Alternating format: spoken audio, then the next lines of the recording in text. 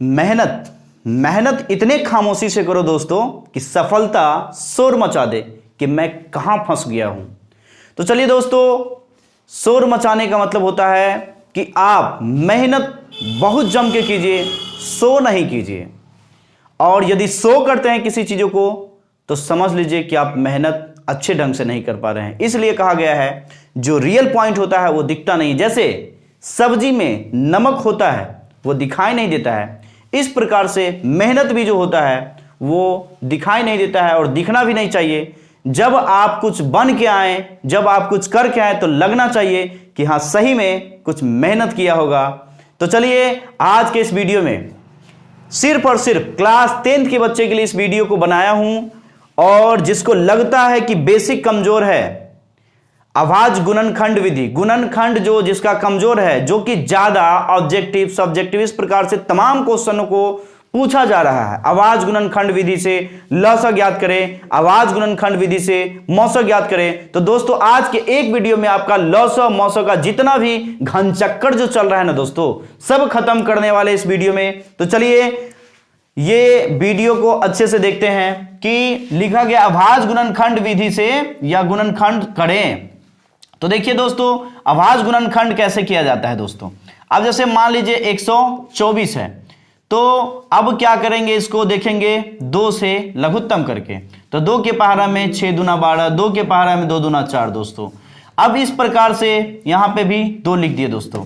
अब देखिए 2 के पहाड़ा में 3 बार में 6, 2 के पहाड़ा में 1 बार में 3। अब देखिए दोस्तों, अब तो किसी से नहीं कटने वाला है दोस्तों। तो जब नहीं कटने वाला रहता है तो जो है उसी से कर देना पड़ता है, बच जाता है दोस्तों 1।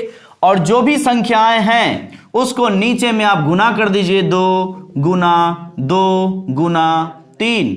अब देखिए दोस्तों कि 2 कई बार लिखाया हुआ है, 2 बार, तो 2 पे पावर 2। और देखिए दोस्तों 3 कई बार लिखाया हुआ है, सिर्फ 1 बार। तो चाहे तो आप 3 लिखे, नहीं तो 3 पर पावर 1 लिखे, और ये आपका आंसर कंप्लीट हो जाता है दोस्तों। तो देखिए दोस्तों, मैं सिर्फ और सिर्फ एक ट्रिक के माध्यम से और आपको आसान बनाने के लिए कोई भी संख्या हो, चलिए फॉर एग्जांपल ले लेते हैं 140 ले लेते हैं दोस्तों। अब यहां 2 से करेंगे तो 140 का आधा होता है दोस्तों 70। अब उसको 2 से करते हैं तो ये हो जाएगा आपका 35।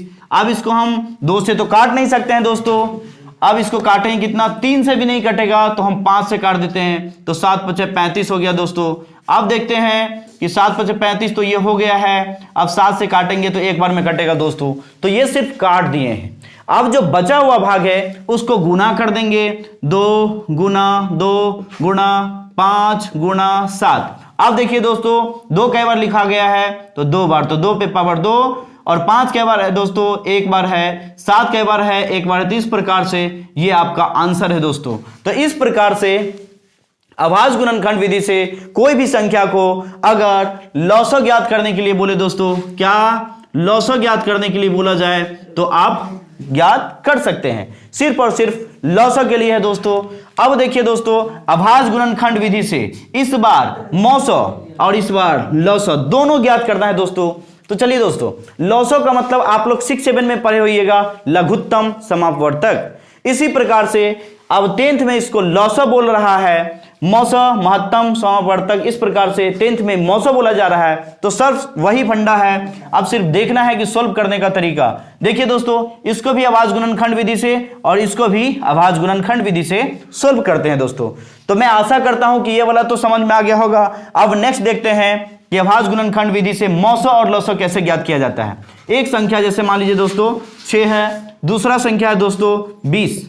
इस प्रकार से अब क्या करेंगे, इसको 2 से कर देंगे दोस्तों। 2 के पहाड़ा में 6 3 बार में आता है दोस्तों। अब देखिए 3 तो कटने वाला नहीं है, तो 1 बार में 3 आ जाएगा दोस्तों। इसी प्रकार से अब 20 पे काम करेंगे, 2 से काटेंगे दोस्तों, 10 बार में कट जाएगा। फिर 2 से काटेंगे, 5 बार में कट जाएगा। अब देखिए दोस्तों फिर भी सम संख्या आ गया, तो अभी सम संख्या से ही भाग करेंगे दोस्तों।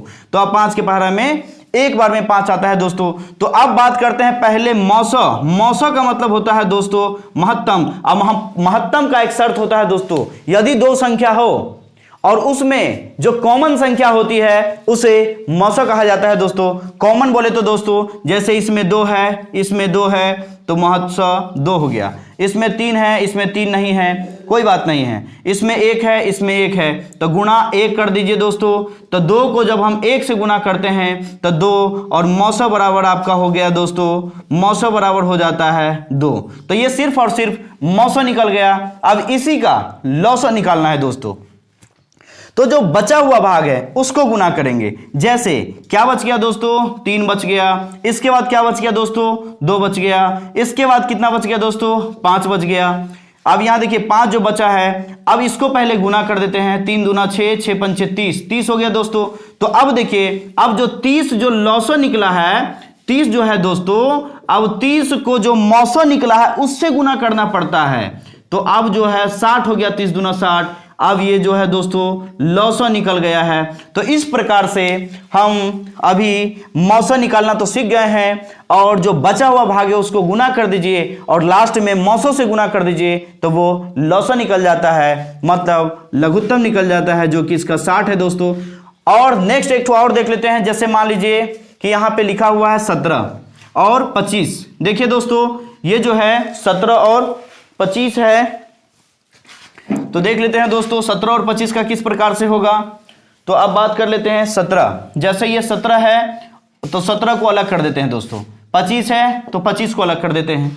अब देखिए दोस्तों ये भी विषम संख्या और ये भी विषम संख्या। अब बात करते हैं कि ये तो किसी दूसरे संख्या से कट ही नहीं सकती है, तो इसको लास्ट में 17 से ही करेंगे, एक बार में कटा। अब ये 5 से कट सकता है, तो देखिए 5 से, 5 पचे 25, अब फिर 5 से एक बार में कटा। तो अब देखिए दोस्तों हम पहले आपको बोल दिए हैं मौसा निकालना सीखें। मौसा जो दोनों में कॉमन हो, कॉमन का मतलब होता है दोस्तों जो दोनों में उपलब्ध हो। जैसे अपने घर में भी चावल बना है और चाची के घर में भी चावल बना है। जैसे मान लीजिए अपने घर में चावल और सब्जी बना है और चाची के घर में चावल और दाल बना है, तो जो चावल अपने घर में भी बना है और चाची के घर में भी चावल ही बना है तो उसमें चावल चावल कॉमन हो जाएगा दोस्तों। इसी प्रकार से ये जो एक है और ये भी एक है, मौसा हो गया। जो दोनों घर में बना है वो मौसा कहलाता है, और जो बच जाता है जैसे दाल और सब्जी बचा था उसी प्रकार से 17 और 5 गुना 5 बच गया दोस्तों। तो ये हो जाएगा आपका 17 पचे, देख लेते हैं गुना ही कर लेते हैं दोस्तों। 17 है और ये 25 है, गुना कर देते हैं 7 पचे कितना हो जाता है दोस्तों, 7 पचे 35, 3 5 3 8 और 7 दूना 14 का 4, हासिल 1 2 1 3 दोस्तों। ये कुल टोटल आपका हो जाता है आपका 5 8 4 12 के 2 हासिल 1, मतलब 425। और ये आपका लौसा कहलाता है दोस्तों, ये आपका लौसा कहलाता है। तो हम लोग अभी सिर्फ और सिर्फ अभाज्य गुणनखंड विधि से सिर्फ लौसा निकालना सीखे हैं ऊपर वाले में। अब अभाज्य गुणनखंड विधि से लौसा और मौसा दोनों निकालना सीखे हैं। यदि इस दो वीडियो को, इस दोनों क्वेश्चन को 2 से 3 बार प्रैक्टिस कीजिए, दुनिया का कोई भी लौसा का मौसा का क्वेश्चन अगर फंस जाएगा तो कमेंट में लिखिएगा दोस्तों। तब तक के लिए जय हिंद, और ये दोस्तों में शेयर करना नहीं भूलेंगे दोस्तों। कहाँ भागे जा रहे हो, लाइक और सब्सक्राइब करना मत भूले, अपने दोस्तों के पास शेयर करना ना भूले। धन्यवाद।